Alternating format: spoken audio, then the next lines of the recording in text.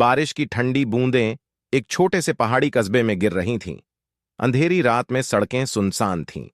तभी एक तेज रफ्तार कार एक लड़की के पास आकर रुकी। लड़की, जिसका नाम अनन्या था, सहमी हुई और भीगी हुई खड़ी थी। कार से उतरता हुआ एक युवक, आर्यन, उसकी ओर बढ़ा। तुम यहां इस हालत में क्या कर रही हो? उसने पूछा। अनन्या ने डरी हुई आवाज में कहा, मुझे नहीं पता, मैं यहां कैसे आई, मुझे कुछ याद नहीं।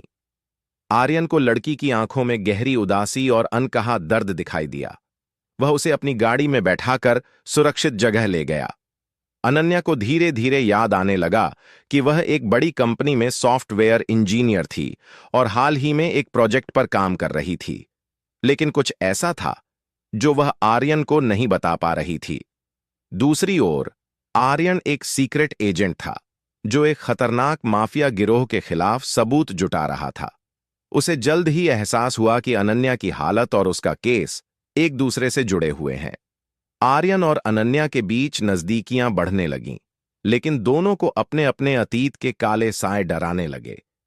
एक रात जब आर्यन ने अनन्या को अपनी बाहों में लिया और कहा, मैं तुम्हारे साथ हूं, चाहे जो भी हो, तभी अचानक एक गोली खिड़की के शीशे को तोड़ते हुए उनके पास आकर लगी। आर्यन ने तुरंत अनन्या को बचाते हुए कहा, हमें यहां से निकलना होगा, कोई तुम्हें मारना चाहता है।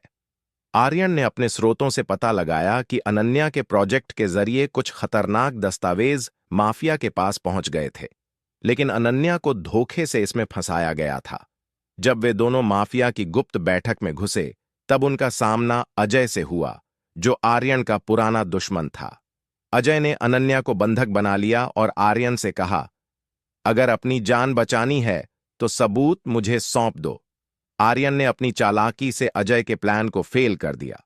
उसने माफिया के सारे सबूत सरकार को सौंप दिए, लेकिन इस संघर्ष में वह गंभीर रूप से घायल हो गया। अनन्या ने रोते हुए कहा, तुमने मेरे लिए अपनी जान खतरे में डाल दी। क्यों? आर्यन ने मुस्कुराते हुए कहा, क्योंकि मैं तुमसे प्यार करता हूं। आर्यन बच तो गया, लेकिन उसके घावों को भरने में समय लगा।